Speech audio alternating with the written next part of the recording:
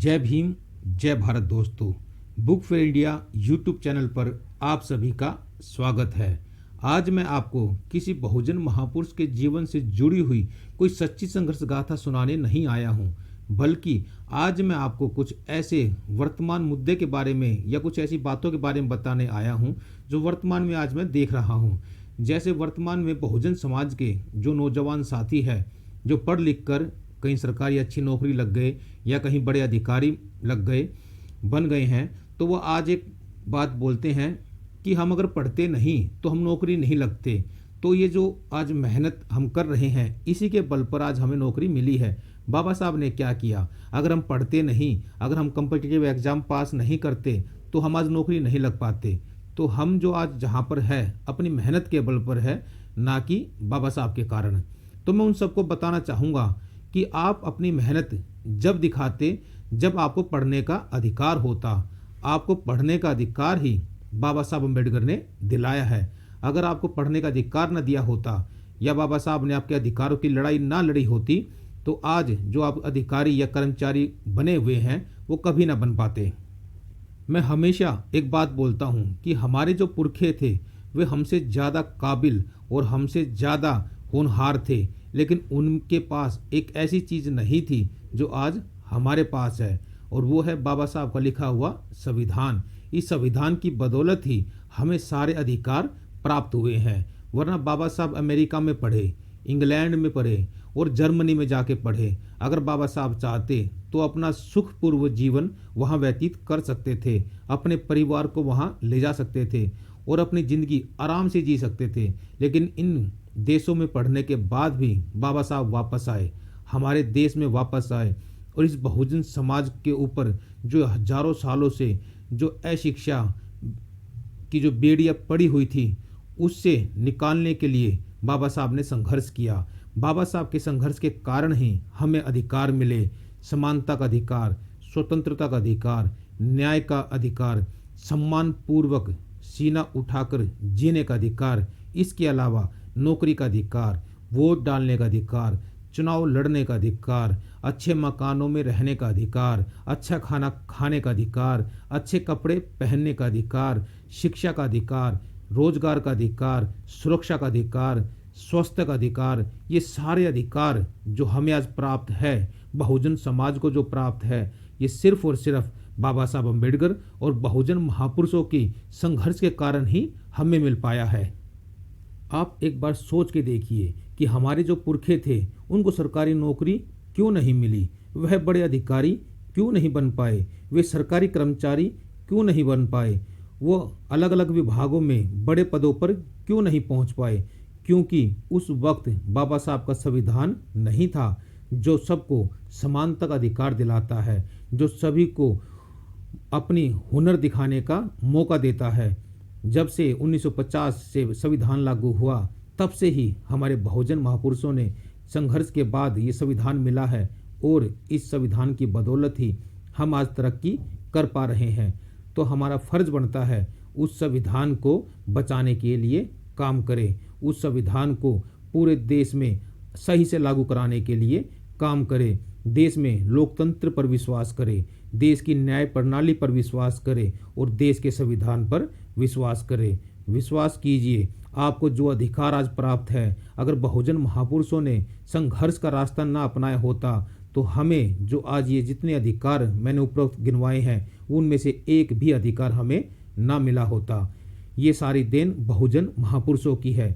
इसके अलावा मान्यवर काशीराम साहब ने अपना पूरा जीवन बहुजन समाज को संगठित करने और इनको मिशन मूवमेंट में जोड़ने के लिए लगा दिया। काशीराम जी पंजाब के रहने वाले थे और उन्हें भी सरकारी विभाग में अधिकारी की नौकरी मिली, जो पूना में पहली पोस्टिंग थी। काशीराम जी भी बाबा साहब अम्बेडकर के बारे में ज़्यादा कुछ नहीं जानते थे। वो तो वहाँ फैक्ट्री में दीना भाना जी और D.K. खापरडे जी मिले, तो उन्हीं से ही काशीराम जी को बाबा साहब के बारे में पता चला। और बाबा साहब की लिखी हुई किताब द एनिहिलेशन ऑफ कास्ट, जिसको हिंदी में जाति भेद का बीज नाशक भी कहा जाता है, वो किताब जब बाबा साहब काशीराम साहब ने पढ़ी तब उनको पता चला कि कितना संघर्ष बाबा साहब ने हमारे समाज के लिए किया है। और उस किताब में बाबा साहब ने लिखा है किस प्रकार का भेदभाव, किस प्रकार का अत्याचार, किस प्रकार का शोषण हमारे समाज के साथ हुआ करता था। इस किताब को पढ़ने के बाद काशीराम जी ने संघर्ष का रास्ता अपनाया और अपनी पूरी जिंदगी के 40 साल बल्कि उससे भी ज़्यादा बहुजन समाज को संगठित करने में लगा दिया। शुरू में काशीराम जी ने महाराष्ट्र में काम किया, लेकिन जब उन्होंने देख लिया कि महाराष्ट्र में मिशन मूवमेंट चलने वाला नहीं है, यहाँ के मिशन में काम करने वाले लोग बिक चुके हैं, तो काशीराम जी ने उत्तर प्रदेश में आके मिशन मूवमेंट को आगे बढ़ाया। काशीराम जी ने खुद अपनी जीवन में बताया है कि जब मैं महाराष्ट्र से वापस उत्तर भारत में दिल्ली में आकर रुका तो दिल्ली में आईएसबीटी बस अड्डे पर 3 रातों तक मैं अखबार बिछाकर सोता रहा हूँ, क्योंकि मेरे पास रहने के लिए कोई जगह नहीं थी। एक वन क्लास अधिकारी अपनी नौकरी को छोड़कर बहुजन समाज को संगठित करने के लिए निकला था। त्याग, परिश्रम, तपस्या, हर चीज़ काशीराम साहब ने की है इस बहुजन समाज को जोड़ने के लिए। इन्हीं बहुजन महापुरुषों के कारण ही आज हमारा वजूद है। तो हमारा फ़र्ज बनता है कि हम आने वाली पीढ़ियों को इन बहुजन महापुरुषों के बारे में बताएं। हमारा फ़र्ज बनता है कि हर घर में, बहुजन समाज के घरों में बाबा साहब की फ़ोटो हो। बहुजन समाज के बहुत से लोग ये कहते हुए मिल जाते हैं कि समाज इकट्ठा नहीं हो सकता, लेकिन मैं कहता हूँ कि समाज इकट्ठा हो सकता है। अगर आप नेक नीयत और ईमानदारी से काम करेंगे तो समाज इकट्ठा हो सकता है। बाबा साहब ने इकट्ठा करके दिखाया, मान्यवर काशीराम साहब ने समाज को इकट्ठा करके दिखाया। आज हमारा फ़र्ज बनता है कि समाज को इकट्ठा करें। हम ये ज़रूर कहते हैं कि ये बाबा साहब का मिशन है, बाबा साहब इस मिशन को चला के गए हैं, लेकिन अब ये मिशन हमारा है, हमारी आने वाली पीढ़ियों का है। तो हमारा फ़र्ज बनता है आने वाली पीढ़ियों को बाबा साहब के बारे में बताएं। समाज इकट्ठा हो सकता है अगर नेक नियत ईमानदारी से काम किया जाए। इसका एक उदाहरण है, 20 मार्च 2018 को जो SC/ST एक्ट था उसको बहुत हद तक कमज़ोर कर दिया गया था। इसी के खिलाफ 2 अप्रैल 2018 को SC और ST समाज ने इकट्ठा होकर आंदोलन किया और सरकार को मजबूरन इस कानून को फिर से जैसे पहले था वैसा ही लागू करना पड़ा। तो ये एकता की शक्ति है। समाज को एक होना होगा, समाज को संगठित होना होगा। अगर समाज अपने अधिकारों को बचाना चाहता है तो समाज को एक प्लेटफॉर्म पर आना होगा। समाज के अंदर राजनीतिक जागरूकता भी आनी चाहिए। लोग ये कहते हैं कि राजनीति बुरी चीज़ है, लेकिन मैं कहता हूँ आपके अंदर राजनीतिक जागरूकता होगी। आज आपके पास कितना पैसा होगा ये राजनीति डिसाइड करती है। आपके बच्चे स्कूल में कितनी फीस देंगे ये राजनीति डिसाइड करती है।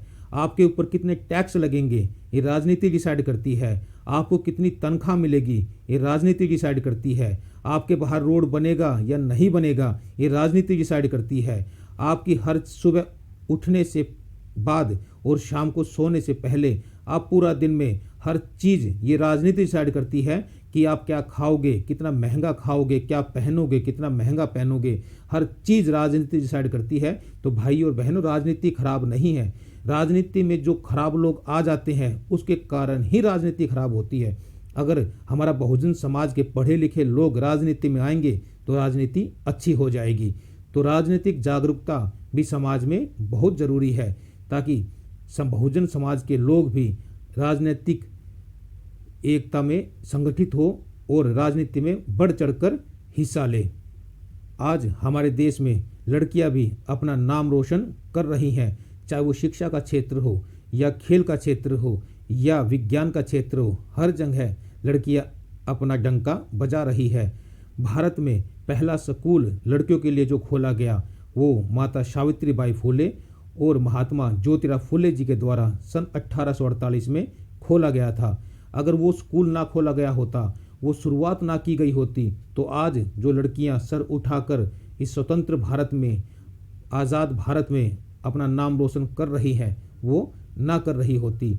इसका सारा श्रेय माता सावित्रीबाई फुले और महात्मा ज्योतिराव फुले जी को जाता है।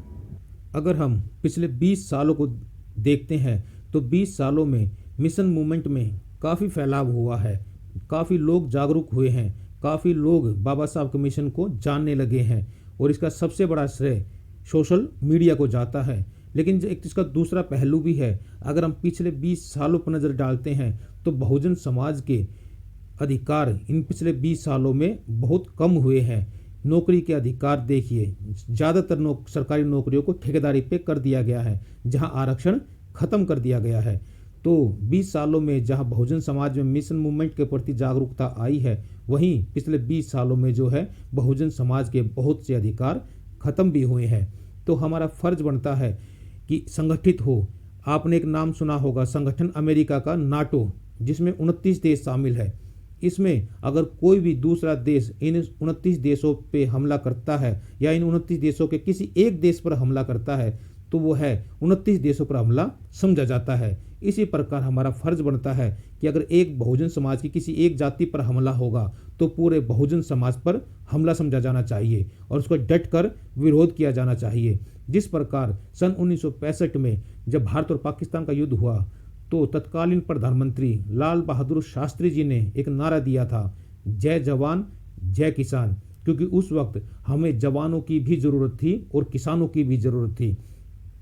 इसी प्रकार सन 1998 में तत्कालीन प्रधानमंत्री अटल बिहारी वाजपेयी जी ने जब परमाणु परीक्षण किया पोखरण में, तो उन्होंने एक और नारा दिया, जय जवान जय किसान और जय विज्ञान, क्योंकि विज्ञान के कारण ही हम वो परमाणु परीक्षण कर पाए थे। इसी प्रकार आज इसके अंदर एक और नारा जोड़ा जाना चाहिए, जय जवान जय किसान जय विज्ञान और जय संविधान, क्योंकि संविधान के बिना भी हमारा देश आगे नहीं बढ़ सकता है। संविधान के बिना भी हमारा देश लोकतंत्रीय प्रणाली पर आगे नहीं बढ़ सकता है। तो संविधान का होना बहुत ज़रूरी है, विज्ञान का होना बहुत ज़रूरी है, किसान का होना बहुत ज़रूरी है और जवान का होना बहुत ज़रूरी है।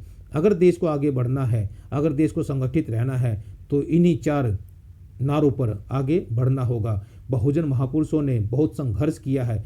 बहुजन महापुरुषों ने धर्म के बजाय अधिकारों का महत्व पर ज़्यादा बल दिया है। अगर किसी इंसान को जीना है, आगे बढ़ना है तो अधिकारों की जरूरत पड़ती है।